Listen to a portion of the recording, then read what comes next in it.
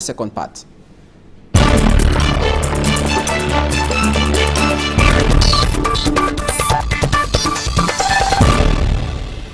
Good evening once again. My guest tonight is Charlotte Chedje. Good evening. Good evening, sir. It's a pleasure having you tonight. Nice to have me. On set now. We should say you are a nurse? I'm a secretary, medical secretary. Okay, but the same, you are I'm in the medical field. Now, what do you know about sickle cell anemia? Okay, what I know about sickle cell anemia is I have a daughter that she was born sickle cell, and she had, after 8 years that she was born, she had a bone marrow transplant, and she's been cured. It's been 7 years that she's been cured. So I just want to let people know that we have hope. Don't just lose hope, and give love to those kids, because most of parents, they believe, oh, after 21 years, after 18 years, they're going to die. No. Yes, but before we come there now, tell us what happened, how it happened with your daughter, that she was cured. Okay, what they did, the bone marrow transplant is to get the bone marrow from the siblings, which was a match, because you have to, you go through the lab, and they check the blood and see if the match is compatible. So then the patient receive the bone marrow from the siblings, which was a match for the patient. So that's how she get the cure. But we understand that it could be expensive. She did hers in the US? Yes, she did that so in the US. So what about the common Cameroonian who, a farmer in Cameroon who has a child suffering from sickle cell anemia? It's just to let them know that there is a hope somewhere. Maybe one day it will be able, doctors will be able to do that in Cameroon also, because there are things that they never knew that they're going to do it in Cameroon, but now they are doing it. Just tell parents that there is hope. They should give love to those kids, and there is hope somewhere coming. So how was the procedure like with your child? Tell us the experience, how you felt.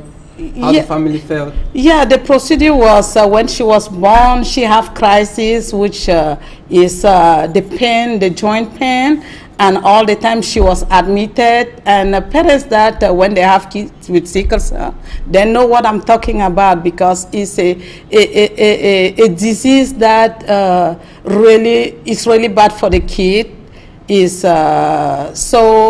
When the child was born, she was diagnosed with sickle cell, and the sickle cell is a trait from that both parents, which is AS and AS.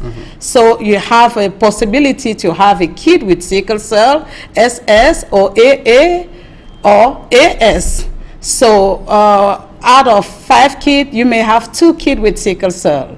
So that's how the disease goes, and in America now, they give cure for kids with sickle cell. Okay. So when did that happen? When did that begin? Is it it has been existing, or is it just something new? It's not new. It's been existing. It's just that people don't know that they have that is happening. So I just want to let them know that it's been happening.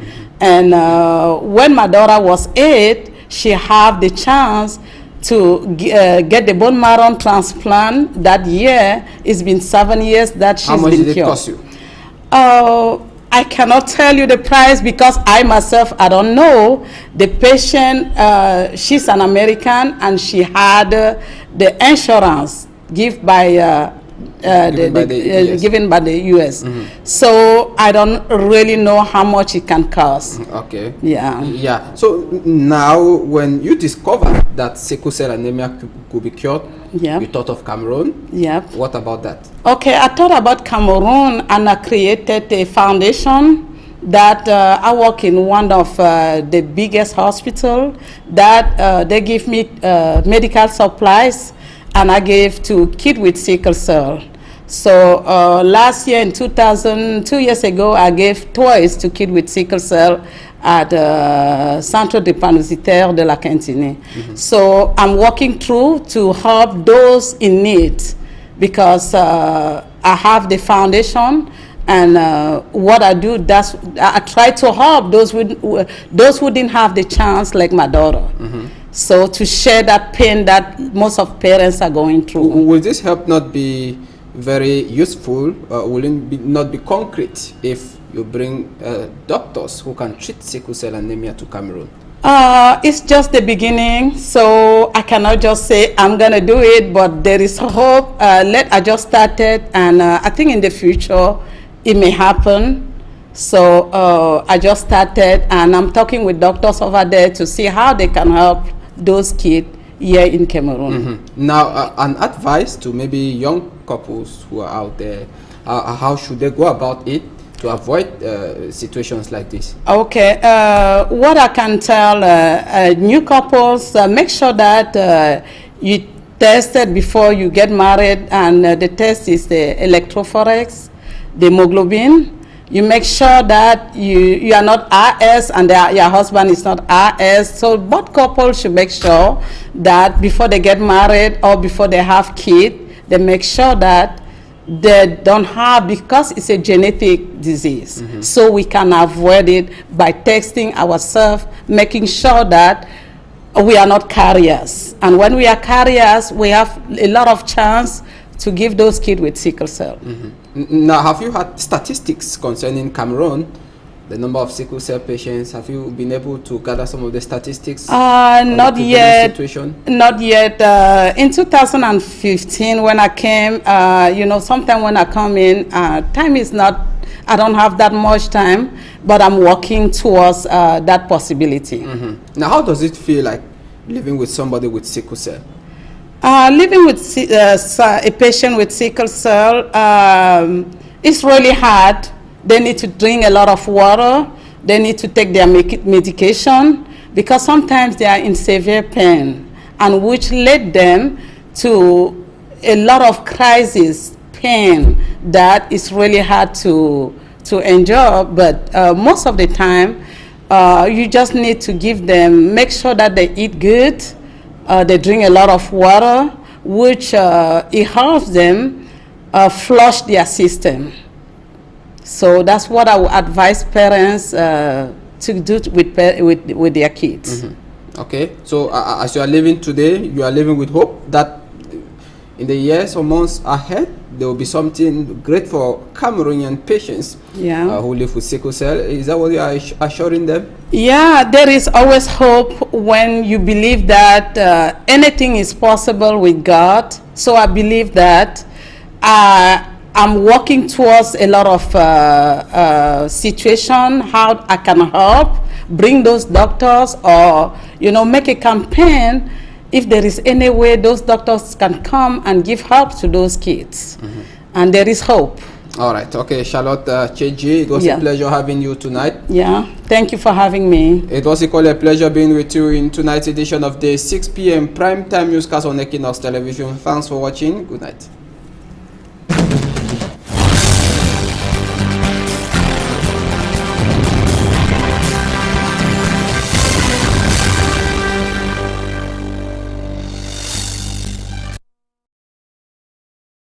Second part.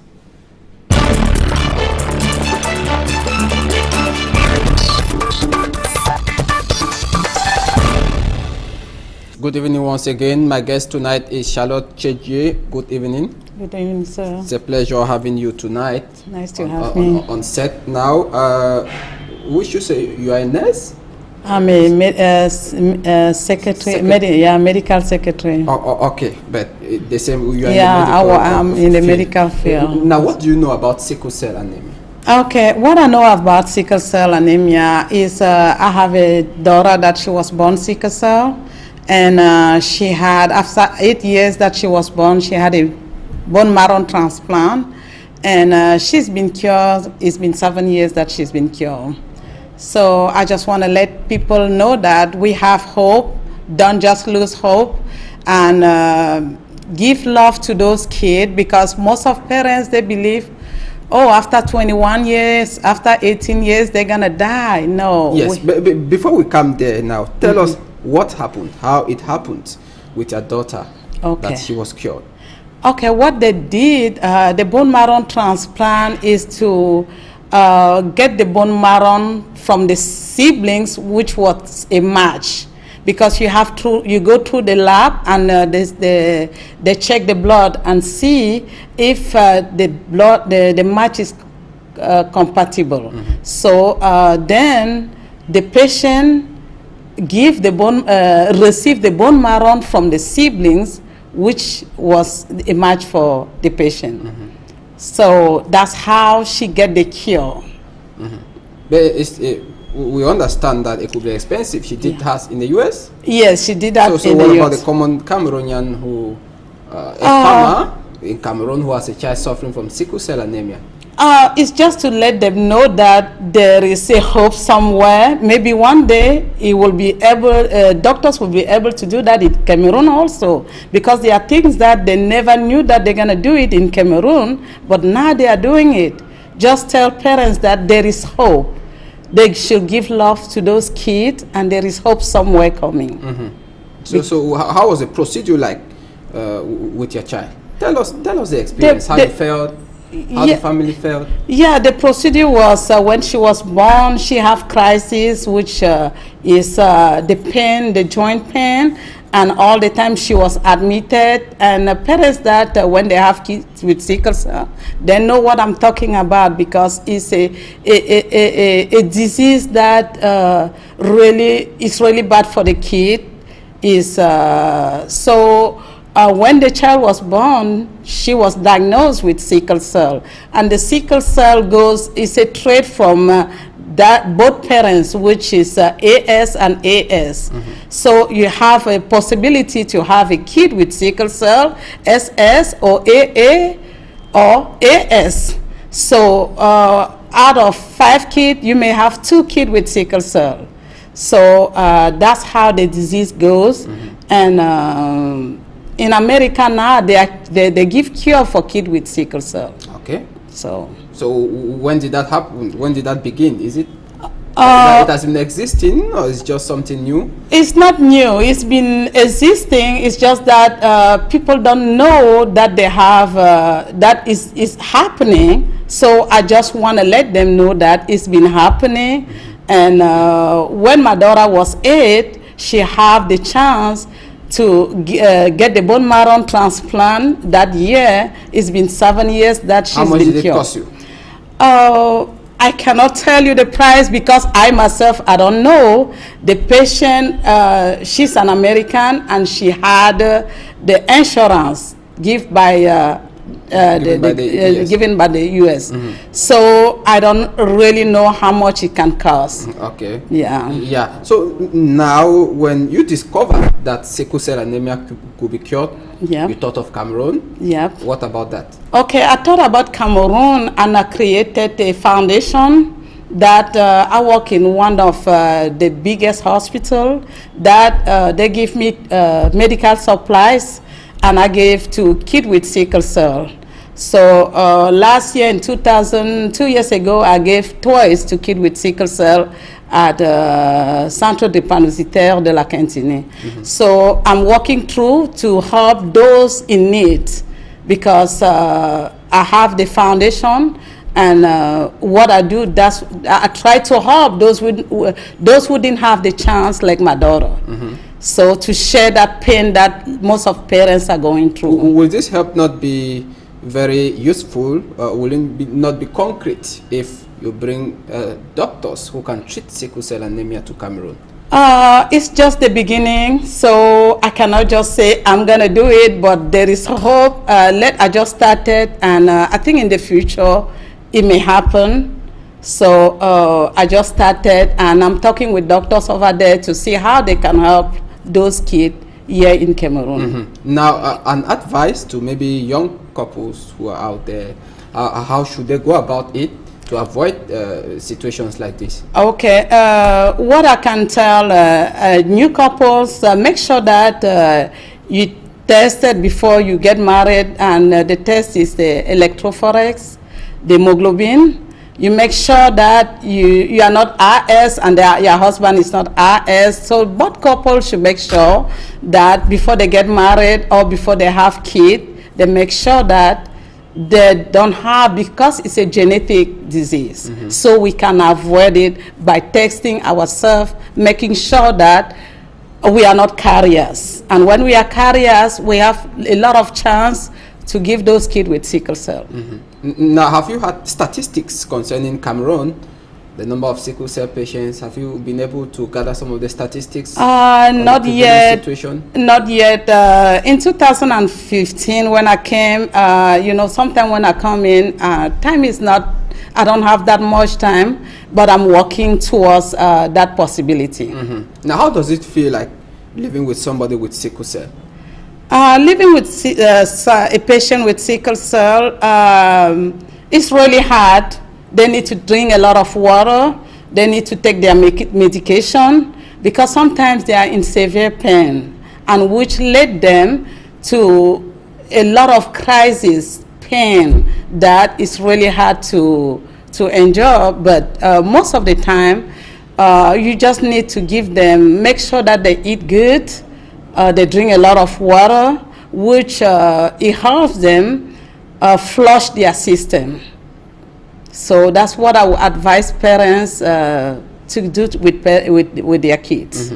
Okay, so as you are living today, you are living with hope that in the years or months ahead, there will be something great for Cameroonian patients who live with sickle cell. Is that what you are assuring them? Yeah, there is always hope when you believe that anything is possible with God. So I believe that I'm working towards a lot of situation, how I can help, bring those doctors, or, you know, make a campaign.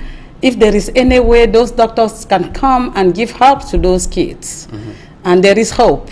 All right. Okay, Charlotte Cheji, it was a pleasure having you tonight. Yeah, thank you for having me. It was equally a pleasure being with you in tonight's edition of the 6 p.m. Primetime Newscast on Equinox Television. Thanks for watching. Good night.